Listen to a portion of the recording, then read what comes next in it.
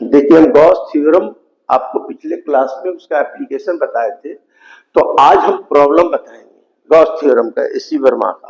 लेकिन कुछ छूट गया था, एक चीज बताना है कि mechanical force on A charge conductor, mechanical force कितना होगा ऑन ए चार्ज कंडक्टर। तो आपको मैं सिर्फ ये सब तो बताए हैं कि कोई शीट है, इस पर पॉजिटिवली चार्ज है, पॉजिटिवली चार्ज है, तो याद रखिएगा कि direction of the electric field होगा is perpendicular to sheets and away from the sheets होगा, अवे फ्रॉम द शीट होगा अगर जिधर निकालेंगे, अगर पॉजिटिवली चार्ज है। और आपको बताए थे कि अगर निगेटिवली चार्ज है तो डायरेक्शन निगेटिवली चार्ज है, तो direction of the electric field जो होगा is away from this seat नहीं होगा, माने टूवर्ड्स दिस सीट होगा, माने ये जो डायरेक्शन होगा इसका टूवर्ड्स सीट होगा। तो ये सब तो जानते हैं। अच्छा, हम आपको ये भी बताए थे कि कोई सीट है और उसमें इधर E1 है, इधर E2 है, तो हम लोग इलेक्ट्रिक फील्ड जो कैलकुलेट किए हैं E= sigma by 2 epsilon 0, charge पर हम कैलकुलेट किए हैं तो सिग्मा बाई एप्सिलॉन 0 थे। ये सब पिछले क्लास में हम बताए हैं, आप ध्यान दीजिएगा। आज हम जो बता रहे हैं आपको, देखिए, mechanical force on A charge conductor. तो ये मान लीजिए चार्ज कंडक्टर है, ठीक है, तो हमको निकालना है मैकेनिकल फोर्स, समझे। तो हम एक पॉइंट ले लिया P, एक पॉइंट ले लिया Q, तो हम देखना चाहते हैं कि मैकेनिकल फोर्स कितना होगा इस पर, चार्ज कंडक्टर पर। तो देखिए, अभी हम बताएं कि एक एलिमेंट DS ले लिया, चार्ज कंडक्टर है, तो इस पर जो भी इलेक्ट्रिक फील्ड होगा वो इलेक्ट्रिक फील्ड होगा ड्यू टू सरफेस एरिया के चलते। क्यों भाई? तो टू सरफेस एरिया क्या होगा, एक मेरा क्लोज सरफेस ए है और रिमेनिंग पोर्शन चार्ज ए है, तो एक के चलते जो होगा, अभी हम बता दिए कि इलेक्ट्रिक फील्ड जो भी होगा वो अवे रहेगा, तो इसका डायरेक्शन अवे कर दिए। ई किसके चलते है, तो due to element area, elemental area बोल सकते हैं, ये डीएस के चलते हैं। E2 क्या है, तो E2 जो चार्ज है the remaining portions of the conductor, E2 क्या हो गया, तो रिमेनिंग पोर्शन, जो बचा हुआ पोर्शन है, रिमेनिंग पोर्शंस ऑफ कंडक्टर। एक क्या हो गया E1, तो 2 हो गया, तो टोटल चार्ज क्या हो गया भाई, तो E हो गया E1 प्लस E2, क्योंकि दोनों अवे फ्रॉम, हम क्या बोले थे कि इलेक्ट्रिक फील्ड जो होगा ऑलवेज अवे होगा दी चार्ज। तो E1 प्लस E2, तो ऊपर डायरेक्शन में हो गया E1 और E2, तो E हो गया इतना। और हम जानते हैं क्या कि इलेक्ट्रिक फील्ड जो होता है जब E1 बराबर क्या हो गया 2/ε0, ठीक है, तो E हो जाएगा सिग्मा बाई 2 एप्सिलॉन 0। E क्या है, E1 और E2, देखो ऊपर क्या हो गया E1 और E2 है, तो E हो गया इसके चलते। तो मान लीजिए एक का इसका सरफेस चार्ज डेंसिटी सिग्मा है 2 एप्सिलॉन 0, तो कितना हो जाएगा बोलिए आप, 2 एप्सिलॉन 0 कॉमा 2 सिग्मा, 2 कैंसिल, यानी डायरेक्ट होता है इतना, माने इलेक्ट्रिक फील्ड जो निकला इतना आया। इस किस पॉइंट पर आया, P पॉइंट पर आया, P पर आया, P पर आया। अब रही सवाल कि हम देखना चाहते हैं इनसाइड। अब Q एक पॉइंट है, तो Q एक P पॉइंट है, Q पॉइंट है, उसके चलते मैकेनिकल जो फोर्स होगा वो हम देखना चाहते हैं। तो देखिए, इस पर यहां निकालना है, तो E1 क्या है, E1 जो है इलेक्ट्रिक फील्ड है ड्यू टू एलिमेंटल के चलते, इसके चलते ये अवे चला गया, मतलब इस पर जो एलिमेंट लेंगे तो इसके चलते इधर आ गया। अब इसके चलते फील्ड के चलते मानी चार्ज के चलते E इधर चला गया। तो अब बताइए कि एक इलेक्ट्रिक फील्ड इधर गया, एक इधर गया, तो टोटल क्या हो गया? द टोटल इलेक्ट्रिक फील्ड जो होगा, देखिए फील्ड जो निकलेगा ड्यू टू एलिमेंट के चलते है आई, बाकी रिमेनिंग चार्ज के लिए होगा। तो एक का डायरेक्शन E1 मान लीजिए, अभी चला गया, ऊपर जा रहा है, तो एक निगेटिव हो गया, एक पॉजिटिव हो गया, इक्वल टू क्या होगा? 0। क्योंकि प्लस एक माइनस करोगे तो प्लस माइनस माइनस हो जाएगा, तो E2 इक्वल टू 0। इसलिए E1 बराबर क्या हो जाएगा? E2। तो E1 बराबर जब E2 हो जाएगा, तो यहां हम लोग क्या किए, E1 का वैल्यू इतना है तो E आ गया। आपको समझ में आया कि नहीं?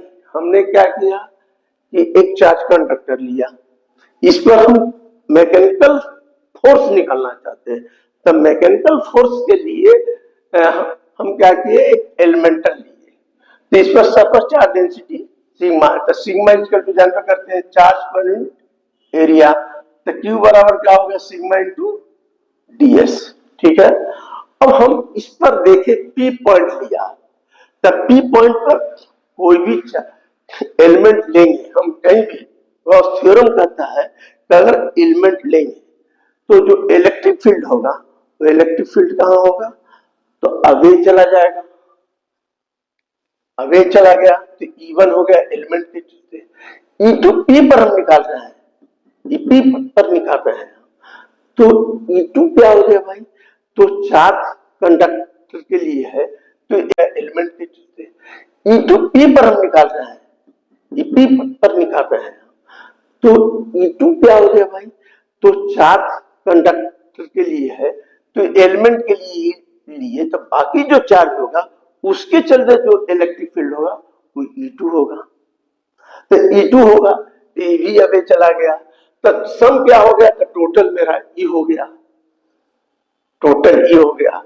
अब रही ये तो हो गया बाहर P पॉइंट पर, अब हम Q पॉइंट पर कैलकुलेट करना चाहते हैं इलेक्ट्रिक फील्ड, तो आप देखिए Q अंदर आ गया, अभी देखिए कंडक्टर में, तो आप Q पर निकालना चाहते हैं, तो इसमें भी Q एक पॉइंट है, और तो Q, तो इसके चलते क्या होगा? कोई भी एलिमेंटल लिए तो उसका इलेक्ट्रिक फील्ड बाहर चला जाएगा। हम पहले बताएं कि direction of the electric field जो होता है ऑलवेज अवे फ्रॉम द माने एरियल वेक्टर से बाहर चला जाता है, तो बाहर चला गया। लेकिन E2 क्या है? रिमेनिंग चार्ज है, तो रिमेनिंग चार्ज है के चलते जो होगा ये तो जाएगा इस साइड में, इसका डायरेक्शन होगा, तो हम लोग टोटल इलेक्ट्रिक फील्ड लिखते हैं E1 प्लस E2। लेकिन एक का डायरेक्शन इधर है, एक का डायरेक्शन इधर है, तो यहां पर क्या होगा? एक माइनस में चला जाएगा, तो माइनस हो गया, तो E1 बराबर E2 हो गया। E1 बराबर E2 हो गया, तो E1 E2 का वैल्यू इसमें बैठा दीजिए। हम देखना चाहते हैं प्रेशर, तो देखिए इसको बैठाएं, तो मेरा रिजल्ट आ गया ए, ठीक है, ए आ गया। तो आप अब यहां पर कर सकते हैं क्या? देखिए आपको E1 बराबर आ गया इतना, अच्छा अब चार्ज बराबर क्या होता है? सिग्मा, तो आप निकाल सकते हैं यहां से, देखिए यहां पर बताते हैं सिग्मा बराबर क्या हो जाएगा? E1 और E2 बराबर है, E1 लिखो, E1 2 एप्सिलॉन 0, ठीक है। हमको निकालना है फोर्स, तो आप बताइए कि मैकेनिकल फोर्स निकालना है, तो आप जानते हैं क्या? इलेक्ट्रिक फील्ड बराबर होता है फोर्स पर यूनिट चार्ज, तो हमको निकालना है मैकेनिकल फोर्स, तो F बराबर क्या हो जाएगा? E into Q. अब हम निकालने चाहते हैं कि E1 पर कितना मैकेनिकल फोर्स है, E2 पर कितना होगा, तो E1 E2 है बराबर, एक को लिख रहे हैं, एक कोई भी लिख दीजिए आप, E1 बराबर फोर्स निकल गया, तो E1 बराबर हो E1 क्यू हो गया, ये फोर्स आ रहा है, तो E1 का वैल्यू क्या बैठा सकते हैं आप? E1 का वैल्यू बैठा सकते हैं आप, बोलिए कोई भी बैठा दीजिए, सिग्मा वाई 2 एप्सिलॉन 0 और क्यू का वैल्यू बैठा दीजिए सिग्मा इंटू टीएस हो गया। फोर्स निकलते आ रहा है तो देखिए फोर्स आ गया।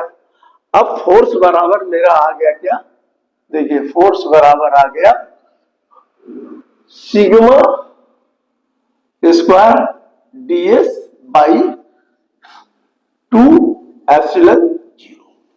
अब ये निकल गया फोर्स, हमको मैकेनिकल फोर्स निकल गया। अब हम निकालना चाहते हैं mechanical force per unit area पर, इतने एरिया पर कितना लगेगा। तो देखिए यहां पर force per unit area, area क्या कर देंगे डीएस, तो यहां भी sigma square DS by DS क्या होगा डीएस 2 एप्सिलॉन 0। तो डीएस और डीएस क्या हो गया, कट गया, तो एप्सिलॉन 0 2 सिग्मा आ गया, 2 सिग्मा आ गया। अच्छा इतना आ गया फोर्स। तो आपको हम देखिए मिटा रहे हैं, तो मैकेनिकल फोर्स मेरा कितना आ गया,